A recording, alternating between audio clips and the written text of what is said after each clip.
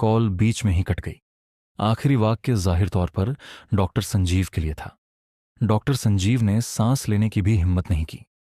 इस बार राष्ट्रपति वाकई गुस्से में थे। अश्विन सक्सेना के परिवार के चेहरे पूरी तरह से पीले पड़ गए थे। उन्हें कभी उम्मीद नहीं थी कि वह बेचारा बूढ़ा आदमी डॉक्टर है, एक चमत्कारी डॉक्टर।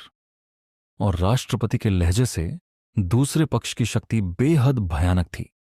इससे भी ज्यादा यह डॉक्टर एक अतिथि था जिसे ये प्रमुख लोग खुश करना चाहते थे। ये बहुत सारी बातें दर्शाता था।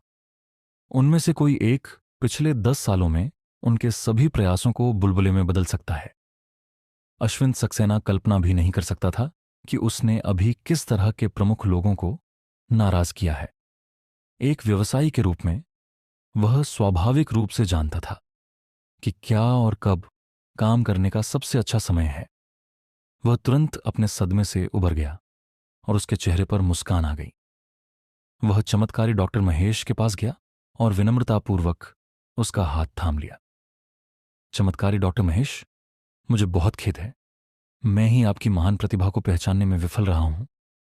चारू, यहां आओ और चमत्कारी डॉक्टर महेश से माफी मांगो। चारू पूरी तरह से स्तब्ध थी। उसे ही थप्पड़ मारा गया था। उसे दूसरे पक्ष से माफी क्यों मांगनी चाहिए? इस दुनिया में क्या गड़बड़ है? कोई इतना दुस्साहसी कैसे हो सकता है कि दूसरों को मार डाले? जब अश्विन सक्सेना ने देखा कि उसकी बेटी अभी भी माफी मांगने नहीं आई है, तो उसने चारू को तुरंत अपने पास खींच लिया। जल्दी से चमत्कारी डॉक्टर महेश से माफी मांगो। चारू अपने पिता की डांट से घबरा गई और धीरे से फुसफुसाई, मुझे माफ कर दो मिरेकल डॉक्टर महेश। वे माफी मांगना बंद नहीं कर पाए थे, लेकिन चमत्कारी डॉक्टर महेश को उनकी कोई परवाह नहीं थी और वह उन्हें हवा की तरह समझते थे। इसके बजाय वह विहान और प्रियंका के सामने चला गया और गंभीरता से बोला, चमत्कारी डॉक्टर विहान, आपको क्या लगता है कि इस मामले को उचित तरीके से कैसे सुलझाया जाना चाहिए? क्या मुझे रिवर सिटी में उस व्यक्ति को बुलाने की जरूरत है ताकि इन बदसूरत प्राणियों को पता चले कि असली ताकत क्या है?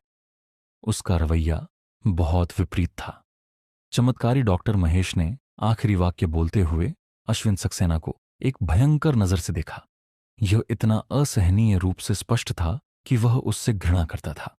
विहान के हाव भाव में जरा भी बदलाव नहीं आया, लेकिन उसने प्रियंका की ओर देखा और धीरे से कहा, बेबी, तुम क्या कहती हो? बेबी? सुनते ही उसका कमजोर शरीर थोड़ा कांप उठा। उसने अपने गालों को लाल करके सिर हिलाया। इसे भूल जाओ, चलो इसे यहीं खत्म करते हैं, लेकिन मैं इन लोगों को अब और नहीं देखना चाहती। अश्विन सक्सेना और उसके परिवार ने कभी नहीं सोचा था कि उनके जीवन और मृत्यु का फैसला करने वाली प्रियंका होगी, जिसे वे हमेशा नीची नजर से देखते थे। हालांकि वे थोड़े नाराज थे, लेकिन उन्होंने यहां चमत्कारी डॉक्टर महेश का खंडन करने की हिम्मत नहीं की।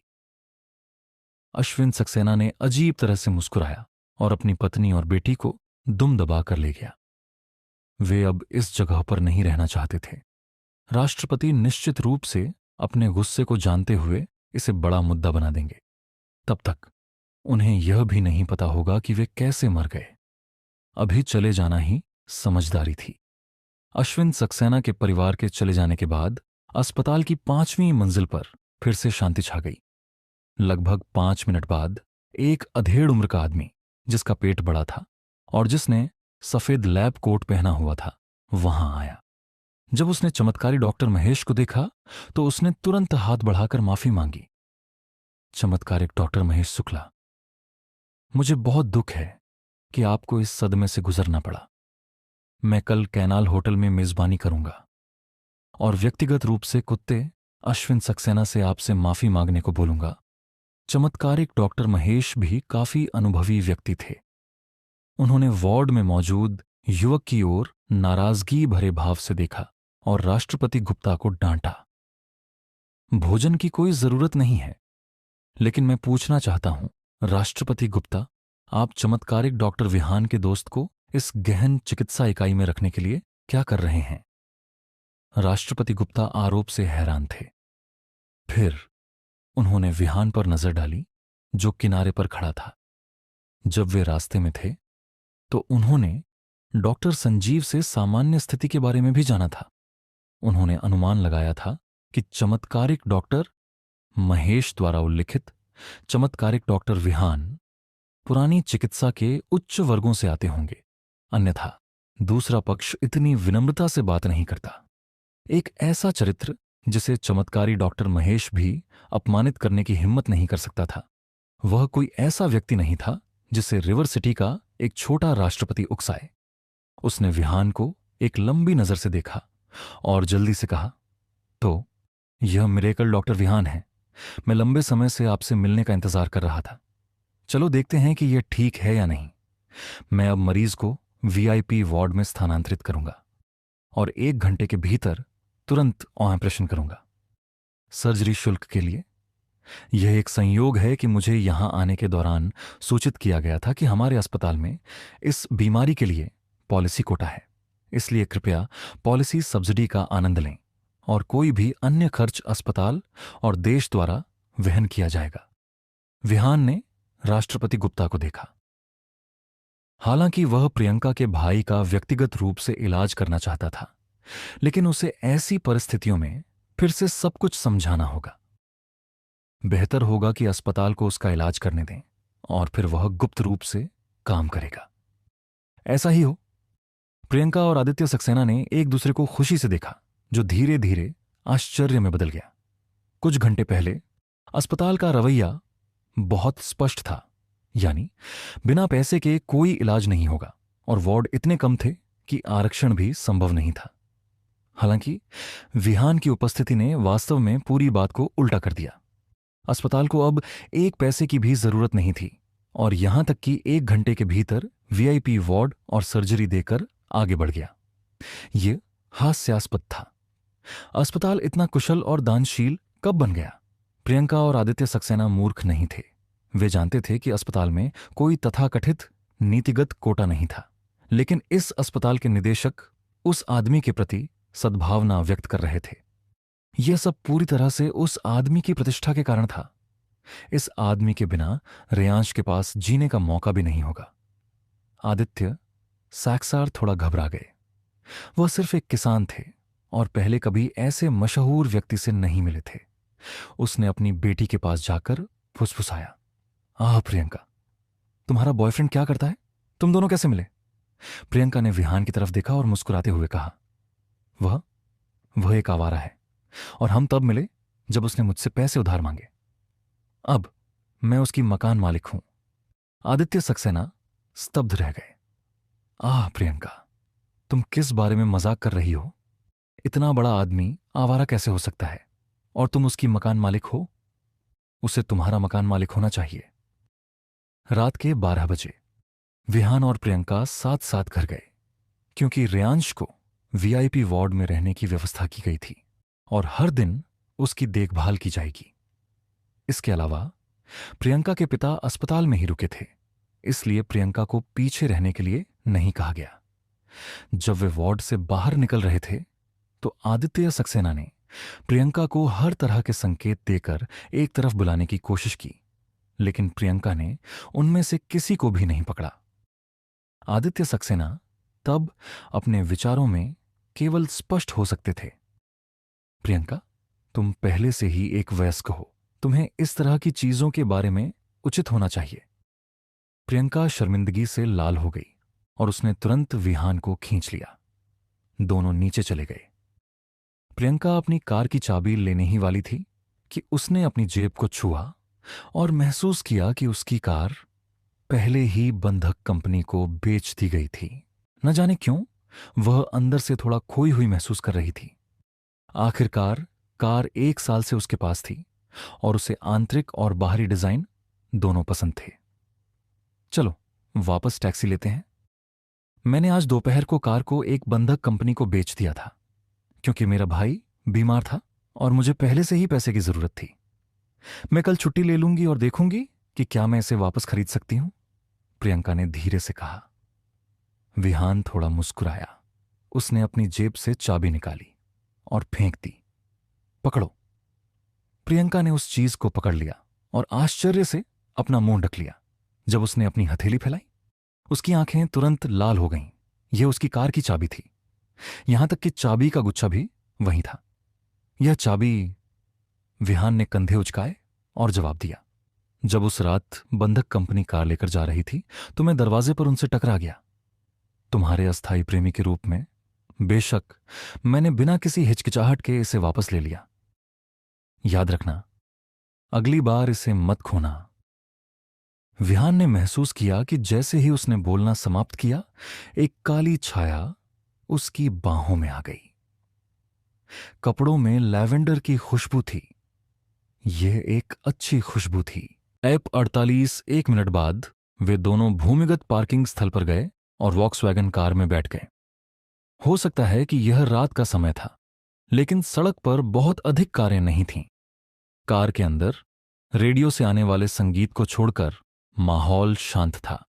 अचानक प्रियंका ने रेडियो बंद कर दिया और स्टीयरिंग संभालते हुए उसने कहा, क्या मैं तुमसे एक सवाल पूछ सकती हूं? जरूर। मुझे कब से यह जानने की उत्सुकता रही है कि तुमने मेरी मदद क्यों की। क्यों? क्या इसलिए कि मैंने मैग्निफिसेंट ग्रुप में हुई घटना के दौरान तुम्हारी मदद की थी?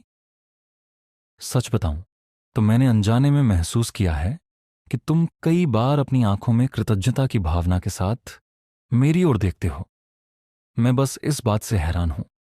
विहान उसकी बातों से चौंक गया। उसे अचानक कुछ याद आया और उसने खुद से कहा, कल तुम्हें पता चल जाएगा। कल? प्रियंका भी चौंक गई। उसने कुछ सोचा, लेकिन उसे इस बारे में ज्यादा यकीन नहीं था।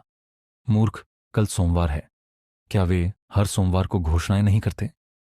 ठीक है, लेकिन फिर भी आज तुम्हें देखकर मुझे अच्छा लग रहा है। इससे मुझे वाकई सुकून मिलता है। ईमानदारी से कहूं तो मैं लंबे समय से सुरक्षित महसूस नहीं कर रही थी, लेकिन तुमने मुझे आज सुकून दिया है। जब प्रियंका बात कर रही थी तो वह विहान की प्रतिक्रिया देखने के लिए अपनी आंखों के कोने से उसे देख रही थी। विहान मुस्कुराया। ऐसा लग रहा था जैसे वह कुछ कहना चाहता था। तभी अचानक उसके हाव भाव बदल गए और उसका पूरा चेहरा ऐसा लग रहा था जैसे वह किसी निर्दयी हत्यारे का हो। हत्या करने की यह इच्छा कुछ ऐसी थी जो प्रियंका ने पहले कभी महसूस नहीं की थी। प्रियंका ने महसूस किया कि कार का तापमान अचानक गिर गया, इतना ज्यादा कि वह खुद को रोक नहीं पाई और थोड़ा कांप उठी। उसने विहान की तरफ देखा। क्या तुम्हें ऐसा लग रहा है कि अचानक ठंड बढ़ गई है? क्या तापमान गिर गया है? यह संभव नहीं है। विहान ने उसे कोई जवाब नहीं दिया। जब कार एक जंक्शन से गुजरी तो विहान की ठंडी आवाज सुनाई दी, प्रियंका, कार यहीं रोको। प्रियंका ने समय पर प्रतिक्रिया नहीं की। विहान ने खुद को सख्ती से दोहराया, कार अभी रोको। ठीक है। प्रियंका ने ब्रेक लगाए और जब कार धीमी होकर रुकी तो विहान ने प्रियंका का हाथ अपने हाथ में थाम लिया।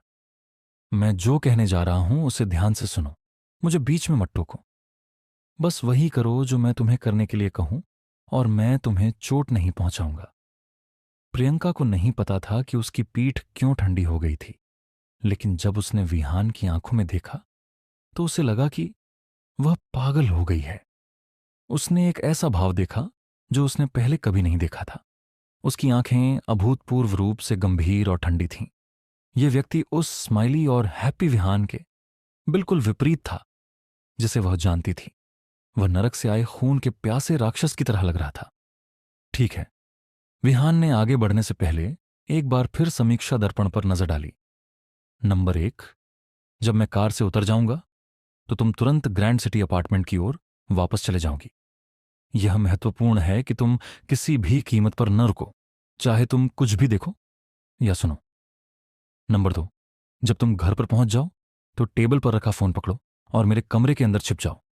किसी के लिए दरवाजा न खोलना, याद रखना। नंबर 3, फोन पकड़ो और दोपहर में मैंने जो आखिरी नंबर डायल किया था उसे डायल करो। बस दूसरी तरफ वाले व्यक्ति से कहो कि जल्दी करो और सबसे मजबूत व्यक्ति को तुरंत तुम्हारे घर ले भेजे। नंबर 4, अगर कोई इस आधे घंटे के भीतर घर के अंदर घुस आए तो विरोध मत करना। बस आत्मसमर्पण करना और मेरे द्वारा तुम्हें बचाने का इंतजार करो। क्या तुम्हें सब कुछ पता है? प्रियंका ने उत्साह से अपना सिर हिलाया। उसकी पूरी पीठ भीग गई थी। उसे नहीं पता था कि उसके साथ आगे क्या होने वाला है। विहान जानता था कि वह घबराई हुई है, लेकिन वह जितनी घबराएगी उतना ही उसके लिए फायदेमंद होगा। जब कार रुकी, विहान ने प्रियंका की ओर देखा, कार का दरवाजा खोला और बाहर कूद गया। अभी जाओ। जब प्रियंका ने उसका आदेश सुना तो उसने एक्लेरेटर को जोर से दबाया और गति सीमा की परवाह नहीं की। कार पूरी गति से दूर चली गई। लगभग 6 या 7 सेकंड बाद कार विहान की नजरों से ओझल हो गई। विहान ने राहत की लंबी सांस ली और पीछे मुड़ा। उसने अपनी नजर एक एसयूवी बेंटले पर टिका दी जो कुछ ही दूरी पर धीरे धीरे आ रही थी। कार के अंदर एक शक्तिशाली व्यक्ति बैठा था। उसे नहीं पता था कि वह दोस्त है या दुश्मन। उसने सोचा कि अब रिवर सिटी में जो कोई भी खुद को पेश करता है वह केवल दुश्मन ही हो सकता है। हालांकि वह प्रियंका के साथ रहना चुन सकता था, लेकिन उसने सोचा कि अगर वह ऐसा करता है तो यह वास्तव में अधिक खतरनाक होगा। एक सामान्य व्यक्ति एक शक्तिशाली व्यक्ति से जुड़ी लड़ाई को सहन नहीं कर पाएगा। वह केवल यही कामना कर सकता था कि अब से प्रियंका को कोई खतरा न हो। ऐसा लगता है कि एक व्यक्ति पर्याप्त नहीं होगा। मुझे अपनी ताकत स्थापित करने का कोई तरीका खोजना होगा। विहान ने विलाप किया। 10 सेकंड के बाद कार रुक गई। खतरा, विस्फोट। बेंटले की ड्राइवर सीट पर एक सूट पहने हुए आदमी बैठा था। वह संभवतः एक ड्राइवर था। उसका शरीर दुबला पतला था और उसकी निगाहें बर्फ की तरह ठंडी थीं। विहान को आश्चर्य इस बात से हुआ कि वह एक साधक था। वह कुछ कदम आगे बढ़ा, नीचे झुका और धीरे से कार का दरवाजा खोला। मिस्टर नरेश, हम यहां हैं। बेंटले से एक अधेड़ उम्र का आदमी थोड़ा लंबे बालों के साथ नीचे आया। अधेड़ उम्र के आदमी ने चीनी ट्यूनिक सूट पहना था और उसके पैरों में कपड़े के जूते थे। वह एक रहस्यमय आभा बिखेर रहा था और जिस तरह से वह खुद को पेश कर रहा था उससे एक मास्टर के गुण झलक रहे थे। उसने अपने दोनों हाथ अपनी पीठ के पीछे रखे और विहान को दिलचस्पी से देखा, जो कुछ ही दूरी पर खड़ा था। 2 जोड़ी आंखें मिलीं और ताकत के एक शक्तिशाली विस्फोट ने आसपास की हवा को उथल पुथल कर दिया। कुछ सेकंड बाद अधेड़ उम्र के आदमी ने आगे बढ़कर कहा, विहान मल्होत्रा, एक ऐसा नाम जो मैंने लंबे समय से नहीं सुना था। 5 साल, पूरे 5 साल। मैंने सोचा था कि मल्होत्रा परिवार के बचे हुए अवशेष मर चुके हैं। मैं कभी नहीं सोच सकता कि 5 साल पहले ईस्ट कॉइन लेक में गिरा युवक रिवर सिटी में वापस लौटने की हिम्मत करेगा। विहान की आंखें सिकुड़ गईं और वह अपने सामने अधेड़ उम्र के आदमी को उदासीनता से देखने लगा। उसने कहा, अगर मैंने सही अनुमान लगाया है तो तुम 5 साल पहले क्लाउड लेक मैनर में हुई घटना में शामिल थे। तो क्या तुम आज आखिरी जीवित गवाह को मारने आए हो? अधेड़ उम्र का आदमी इतनी जोर से हंसा कि उसकी आवाज दूर तक गूंज उठी। आखिरी गवाह को मारने के लिए, है ना? तुम खुद की तारीफ कर रहे हो। 5 साल पहले तुम बेकार परजीवी कीड़ा थे जिस पर लोग हंसते थे। अगर तुम 5 साल बाद वापस भी आ गए तो भी यह तथ्य नहीं बदलेगा कि तुम सिर्फ बेकार का चरा हो। विहान ने अपनी मुट्ठियां कस लीं और अपने अंदर हत्या करने की ठंडी इच्छा को महसूस किया। 5 साल पहले का दृश्य चाकू से उसकी छाती पर उकेरा गया था। वह इसे कभी नहीं भूलेगा। रक्त आत्माएं उसके शरीर के चारों ओर जमने लगीं, मानो वह नरक की गहराइयों से आया असुर हो। मध्यम आयु वर्ग के व्यक्ति के हाव भाव बदल गए जब उसने कहा, रक्त आत्माएं। मल्होत्रा परिवार का यह बच्चा रक्त आत्माओं को जमाने में सक्षम है। न केवल किसी को प्राचीन मार्शल आर्ट के मार्ग पर चलना था, बल्कि रक्त आत्माओं को सफलतापूर्वक जमाने के लिए उसे हजारों लोगों को मारना था। प्राचीन मार्शल आर्ट की दुनिया में जो लोग रक्त आत्माओं को जमाने की क्षमता रखते थे वे ज्यादातर समय शीर्ष हिटमैन होते थे। हालांकि उस समय ऐसा लग रहा था कि यह उस युवक के शरीर पर जम गया है। स्वाभाविक रूप से इसने मिस्टर नरेश को आश्चर्यचकित कर दिया था। हालांकि उसने यह नहीं दिखाया कि वह आश्चर्यचकित था। इसके बजाय मध्यम आयु वर्ग के व्यक्ति ने कहा, किसने सोचा होगा कि इन 5 वर्षों में जब तुम चले गए तो यह बेकार कचरा साधना के मार्ग पर आ गया है। अगर ऐसा है तो क्या हुआ? साधना मुख्य रूप से संसाधनों के बारे में है। प्रतिभा, अवसर। तुम पहले ही साधना के लिए सबसे अच्छा समय खो चुके थे। तुम्हें अपने परिवार का समर्थन नहीं है। इस जीवन में तुम केवल यही कर सकते हो कि नीचे खड़े होकर आसमान में हमारी ओर देखो। मैं बस एक बात जानना चाहता हूं, क्या 5 साल पहले जो हुआ उसमें तुम्हारा हाथ था? और एक और बात, कैपिटल सिटी का आदमी कहां है? विहान की आवाज 9 दिन की बर्फबारी की तरह ठंडी थी। ये इतनी ठंडी लग रही थी कि आपका दिल कांप सकता था। अधेड़ उम्र का आदमी मुस्कुराया। उसे समझ में नहीं आया कि उसके सामने बैठे बच्चे को उससे इस तरह बात करने की हिम्मत कहां से मिली। हालांकि कुछ बातें एक ऐसे व्यक्ति से कहना ठीक था जो जल्द ही मरने वाला था। वह आगे बढ़ा और स्पष्ट आवाज में बोला, 5 साल पहले भोज का आयोजन मैंने किया था, इसलिए इससे तुम्हें पता चल जाएगा कि इसका मुझसे कोई लेना देना था या नहीं। साथ ही मैं तुम्हें एक और रहस्य बताता हूं। अगर भोज नहीं होता तो भी मल्होत्रा परिवार उस दिन वैसे भी खत्म हो जाता।